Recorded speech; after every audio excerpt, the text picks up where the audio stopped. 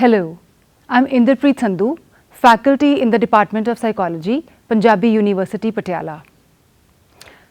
Should you believe in the sun even when it is not shining? Or shall this too pass? These are some compelling questions today, particularly in the light of the current state of COVID pandemic. This talk is not going to be a lesson on COVID pandemic. All of us have too much information about it already. By now, everyone knows what they should and more importantly, should not be doing. All of us will agree that this pandemic caught us completely unprepared, whether emotionally, physically or financially. Also, there is a huge stress on our healthcare system and people are losing lives due to the non-treatment and the like. Let's reflect on the last 1 year. But why to reflect? To process what happened so that we can cope with the current situation and prepare ourselves better. We can identify what we can control and what we cannot.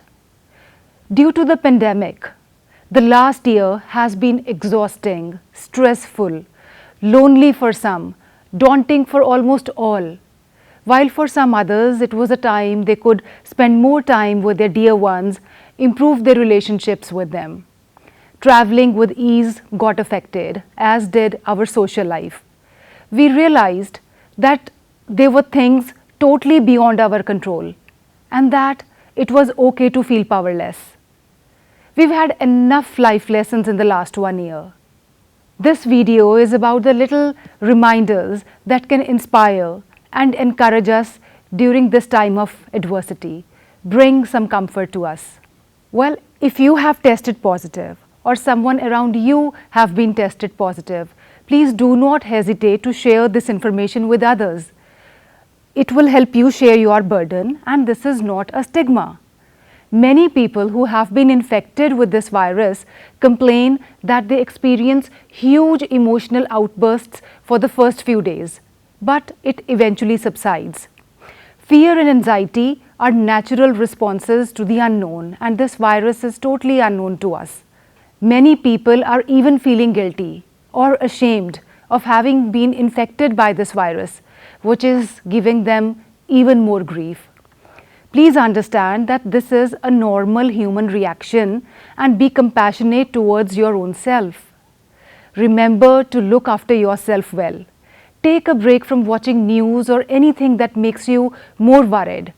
Find ways to relax your mind. If you or someone around you is feeling more emotional than usual, try to comfort them and ask if they would appreciate professional help. People who already have anxiety and related conditions might feel particularly affected. If you feel you cannot cope up with the anxiety, आवाज़ आ गई कोई? If you तो कर लेना है. If you feel that you cannot cope up with anxiety, fear, stress on your own, seeking professional help is definitely a good idea. So please do not hesitate to speak to a professional. Your physical and mental health are equally important. If you have been through a trauma, it is okay to ask for help. Let me share an example with you of how lobsters grow. That might give you some perspective. Lobsters are soft, mushy animals that live inside a rigid shell. That rigid shell does not expand. Well, how can the lobsters grow then?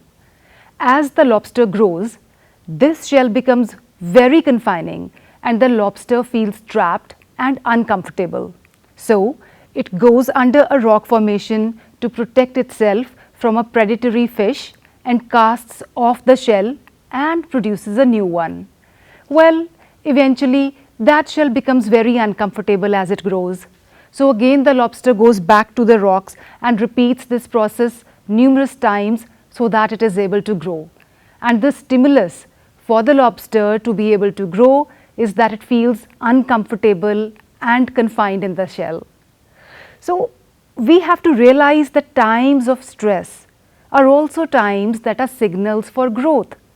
And if we use adversity properly, we can grow through adversity. You know, they say worry is like a rocking chair. It gives you something to do, but never gets you anywhere. Also, we all realize that we are essentially limited to the four walls of our homes. And how much adventure can we possibly have within those four walls? Well, that is all the space we have now. And that is where we have to start living, existing, and growing. So, what we can do is start with Bright Ideas Project. We can start finding what we can do in that space and work on our mind, our body, and maybe improve our professional or educational skills, something that you had been waiting for such a long time. So, find what anchors you. Dedicate time for activities that improve your mood. No need to sit in one corner and feel depressed and anxious all the time, but try to think about the activities that you do and that give you happiness and joy. So there is no need to feel guilty all the time for binge watching something, especially if you are feeling very down already.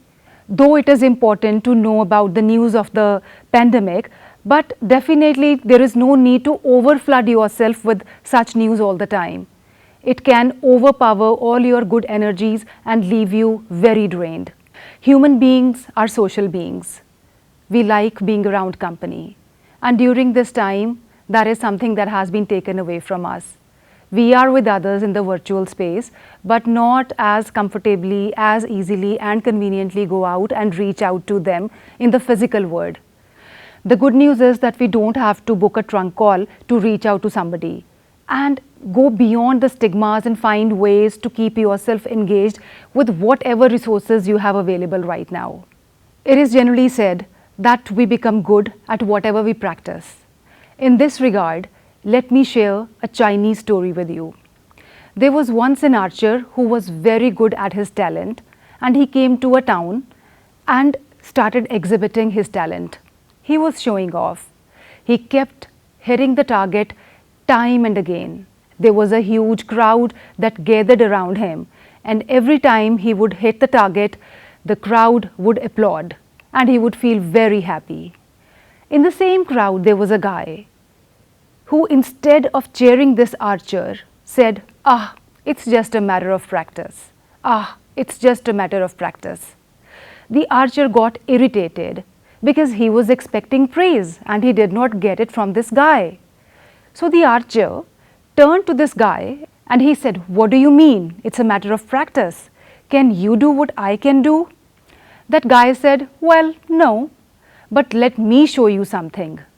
Because this guy sold oil, so he had a bottle with a very narrow opening, and he was able to take a big container of oil and pour the oil where it went straight through that little opening, right through the bottle without even spilling a drop.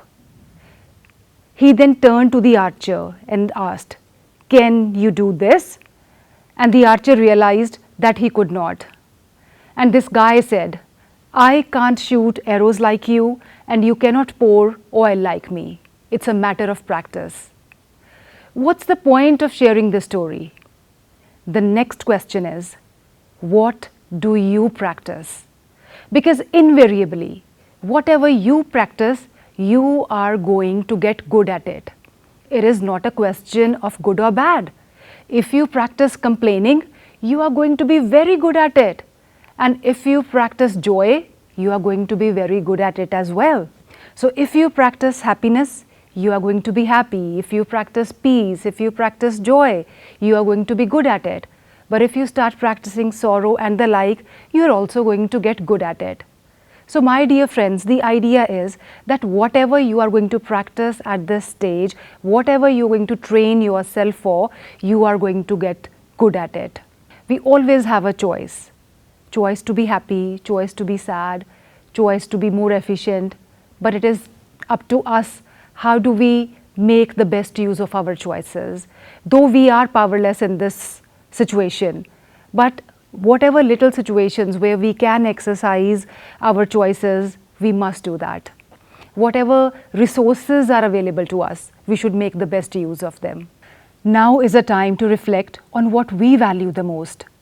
All of us have different personalities and different needs and different wants. Let's appreciate that as my needs and wants are different, so are my coping strategies. Also, it is great to provide support to one another, but sometimes we do need personal space. Let's try to support each other the way we want to be supported. So feel free to feel your feelings. Experiencing stress and the feelings associated with it are by no means a sign of weakness. Try to eat healthy food, engage in physical activity, stay in contact with your friends and family so that all of us can get through these challenging times together. Also, as we discussed, do monitor yourself for symptoms of depression or stress such as prolonged sadness, difficulty sleeping, intrusive memories, or feelings of hopelessness.